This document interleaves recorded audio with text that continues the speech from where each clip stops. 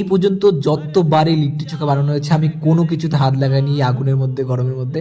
আমার ছ্যাঁকা লাগে এমনিতেই। তো এই যে যারা বিহারি ফ্রেন্ডরা আমার আছে তারা এইসব করে, কারণ তারা এগুলো করে করে অভ্যস্ত আর এক্সপার্ট। আমার দ্বারা তো হয় না। আর হ্যাঁ, এখানে যতজনকে দেখতে পাচ্ছ এরকমটা ভেবো না যেটা সবাই বিহার থেকে, এরকমটা না।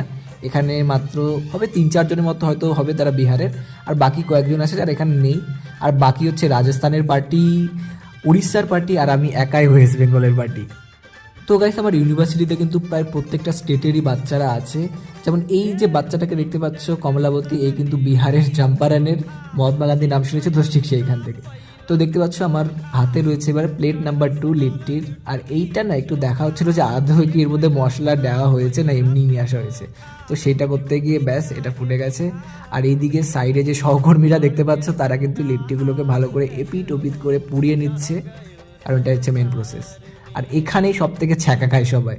আর এদিকে করতে করতে সন্ধেও প্রায় হতে চললো।